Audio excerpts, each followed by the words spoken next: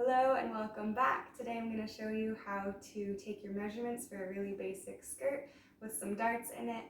Let's go ahead and get started. For this one, we need a few things. We need 2 long straight pieces of elastic.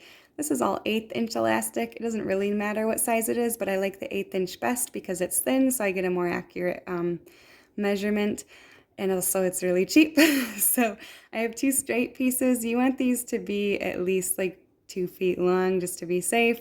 And then I have 3 loops of elastic. They're just secured with a safety pin so that I can adjust them for different people if I need to. But you need 3 of those that'll fit around your body. You need a pen, you need the measurements chart for your skirt, which is linked in the description below that you can print out. And then you obviously need a measurement tape. Let's get going. So we're going to first start with our 3 pieces of elastic band.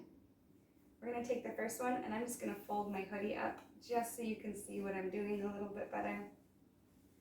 You do want to do this in clothes that fit you well. Don't put anything on that's like compression unless you're planning on wearing compression clothes with it. But personally, one of the reasons that I like to make my own clothes is that I can make it to fit my body and I don't have to alter my body to fit the clothes.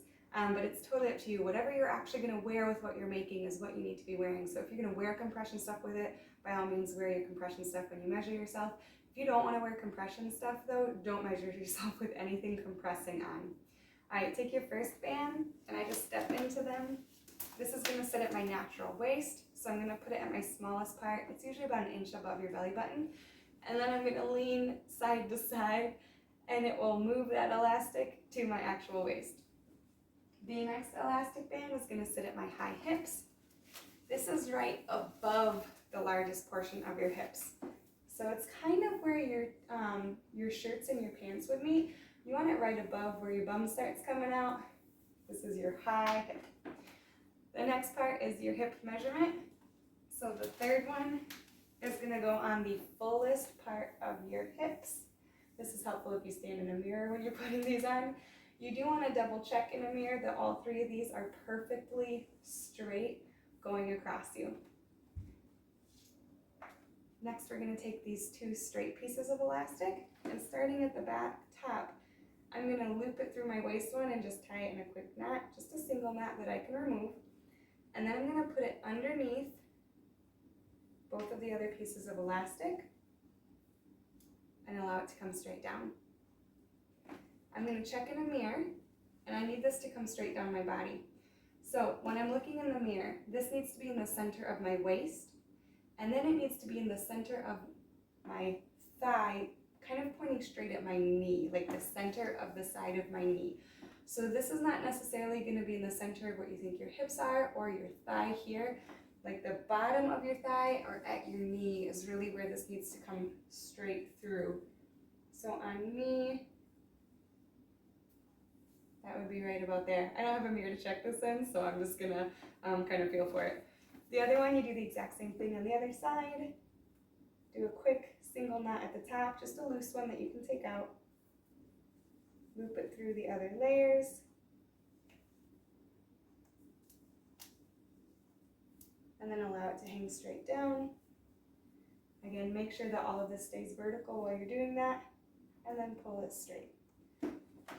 You want to make sure that these are at the same point on each side of your body, so I just kind of feel for it with my hands and I can tell if one's a little bit off from the other one and adjust if necessary. This part's important just to make sure your measurements are accurate, that these are all in the correct places. So take your time with it.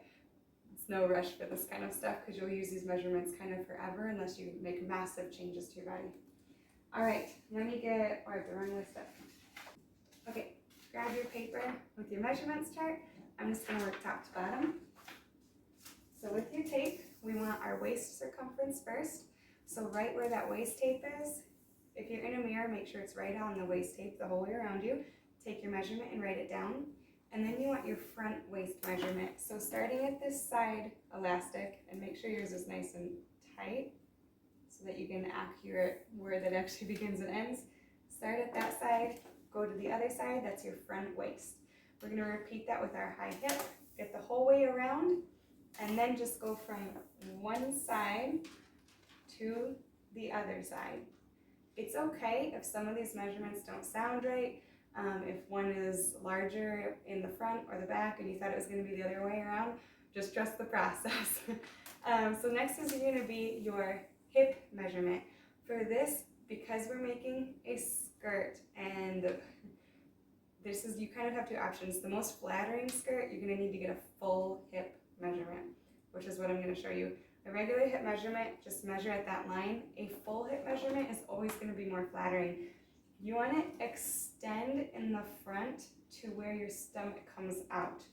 Almost everyone has a stomach that extends a little, even if you have like washboard abs. Depending on your posture, your stomach's going to stick out a little. So you want to come straight down, and with the measuring tape, bring it out in the front when you're looking down to include where your stomach pokes out just a little, and actually include that in your full hip measurement. Again, in the mirror, make sure it's on the line when you're doing that.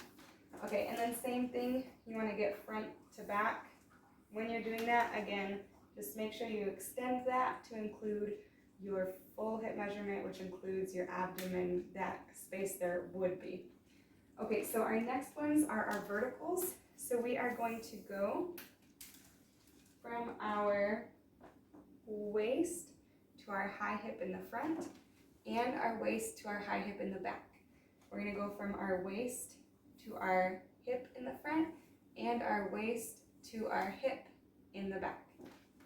And then I'm going to go, and I kind of do this on my side over here, my waist to my knee. To do this on yourself, hold it in place up here and drop the measuring tape, and then just hold it on your leg as far down as you can without beginning to bend your body. Hold it in place, and then you can bend over and see where it hits your knee and your ankle. If you don't hold it on your leg and you're holding it somewhere up here, the whole measuring tape is going to get lower while you're bending over, and you're going to lose a few inches. So just hold it at your waist, grab it on your leg, and then bend over and check your measurements. You need to your knee and to your ankle. If you have a specific spot on your leg that it's just your all-time favorite length for skirts, and that's where you want all your skirts laying, go ahead and measure to that as well and write down what that measurement is so that you can make sure all your skirts hit you on the correct spot. I hope this was helpful. Make sure to subscribe for more videos on how to make your own clothes and sewing patterns. Bye.